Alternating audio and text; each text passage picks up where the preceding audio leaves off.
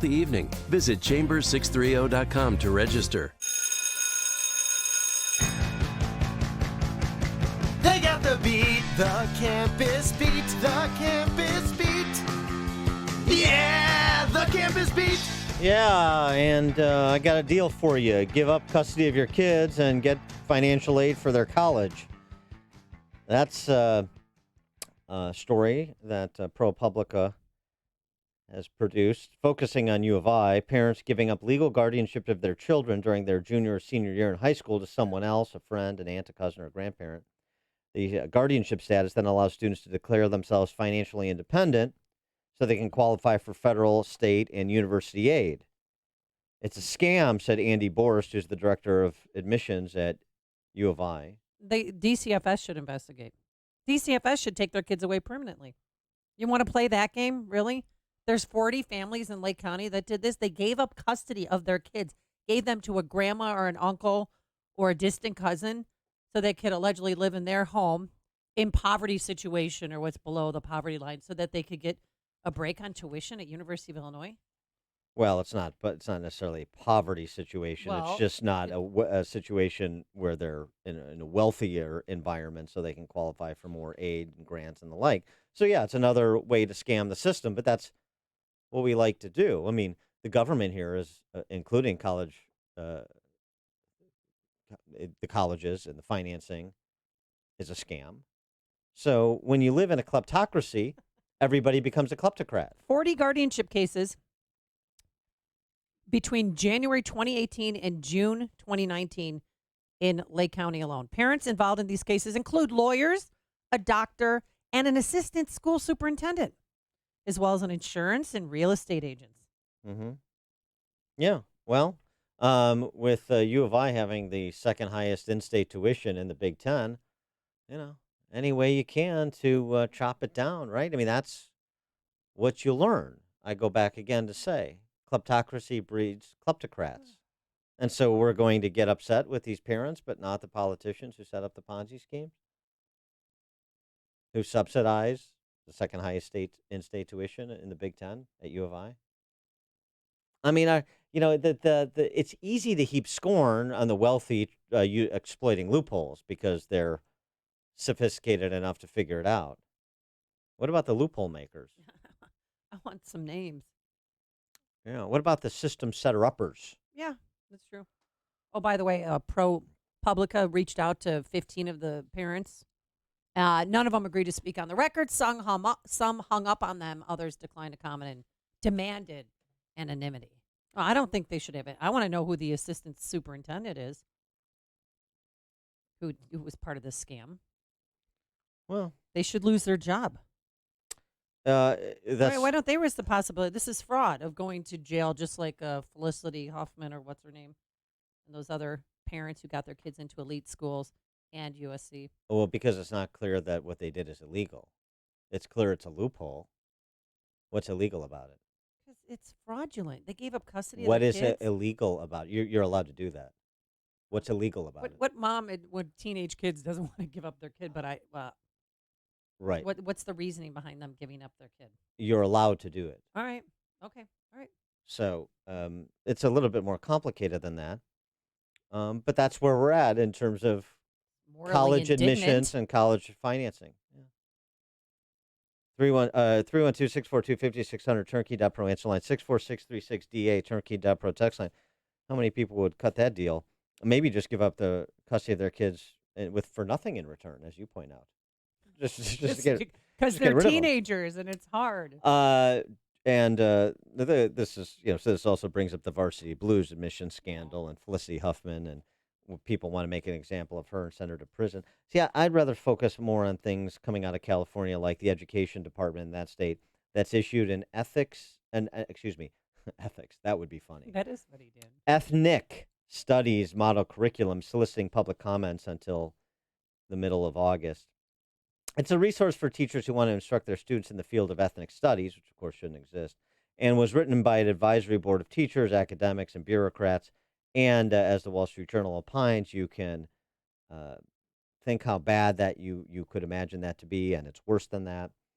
an interdisciplinary study of race, ethnicity, and indigeneity with an emphasis on experiences of people of color in the United States, and so on and so forth. A lot of fashionable academic jargon like positionalities and hybrides and misogynoir. Oh gosh, it's like narrative sharing. That's the new thing. You're not reasoning, we narrative share on college campuses. Uh, Capitalism is described as a form of power and oppression alongside patriarchy, racism, and white supremacism, as well as ableism, of course. So capitalists and capitalism uh, probably not going to be part of that forthcoming ethnic studies model curriculum that I'm sure will sweep across the Golden Gate State. For more on all of these topics, trying to find silver linings on in the state of affairs on college campuses is a challenge. We're joined by Peter Wood, president of the National Association of Scholars. Peter, thanks for joining us. Appreciate it. Good morning. What about this latest iteration of work in the system for your kid that we were describing, the give up guardianship, get financial aid? Well, I think you nailed it. It's the endemic corruption of higher education. It's only to be expected that parents will seek diversionary ways to save money. The colleges are set up with these gates that people learn how to jump, and I don't think it's admirable in the least that these wealthy families No, have of course.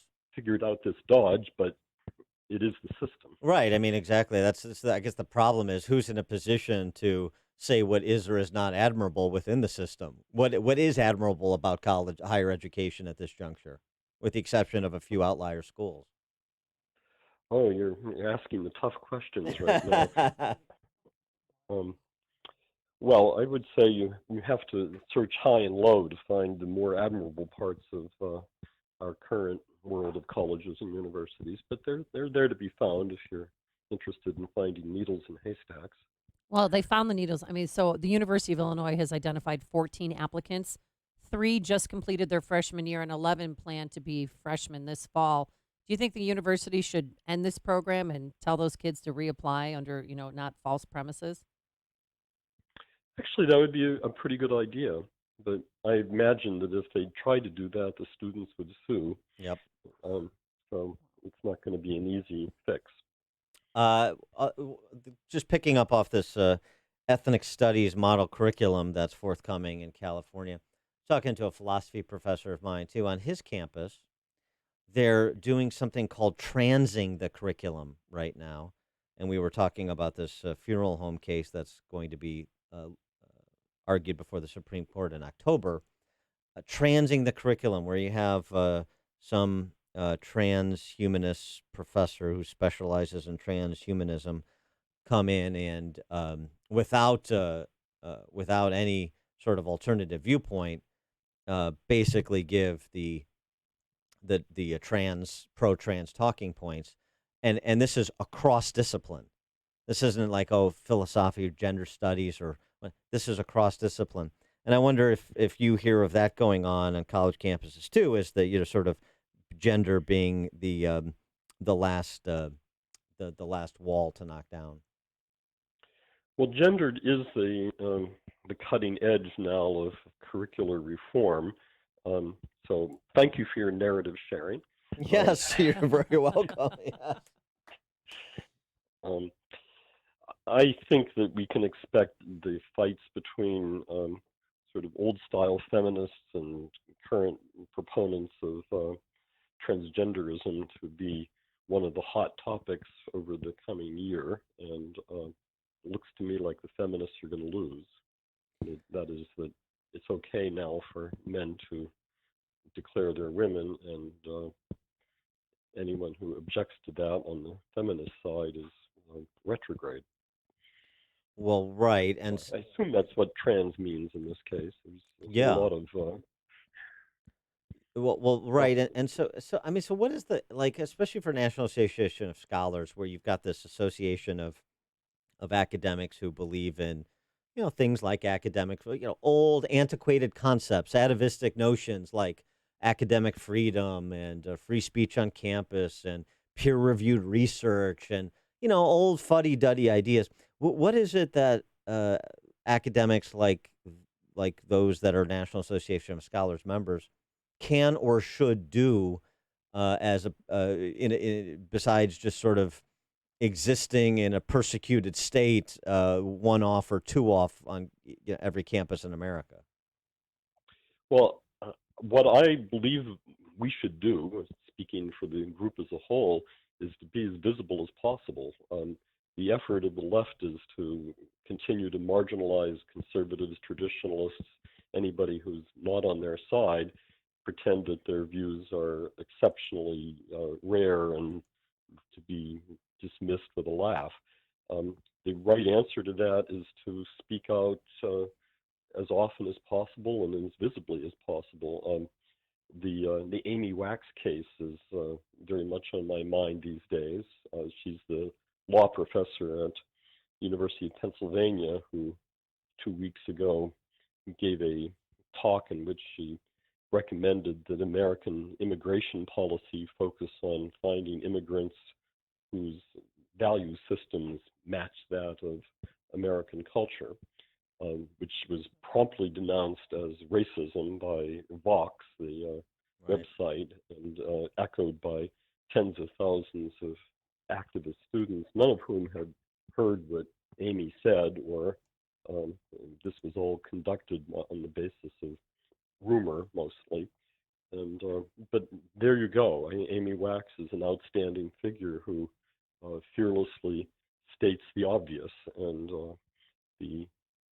when academics do that sort of thing, they bring the traditionalist side of academia back into focus for Americans who can easily enough decide that the whole thing is a sham and not worth paying any attention to.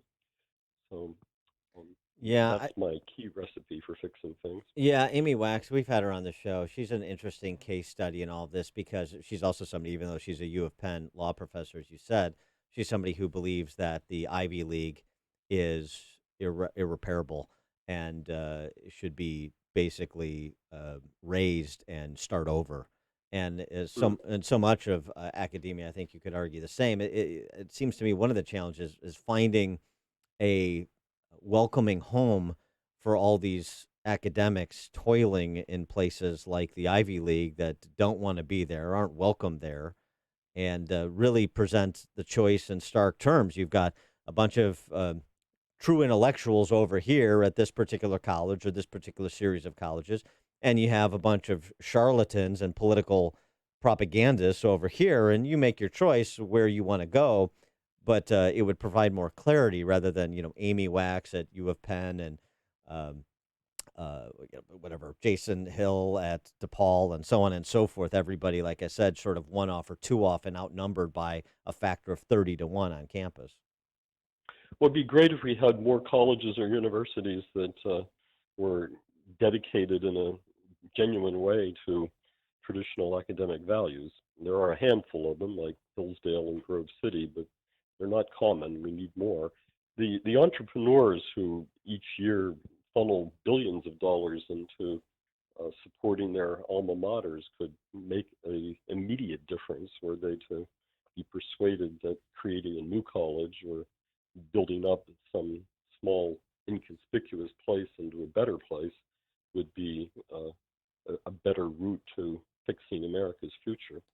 Absolutely. That's a good idea. That's the direction I'd like to see some of those deep pockets go to. He is Peter Wood, president of the National Association of Scholars, and you can check out his piece on Amy Wax that he was referencing at spectator.us in defense of Amy Wax. Peter, thanks for joining us. Appreciate it. Thank you. Bye-bye. Take care. And he joined us on our turnkey.pro answer line. Listen to Dan and Amy on your smartphone. Download the AM 560 mobile app today at 560theanswer.com/mobile. The Lou Dobbs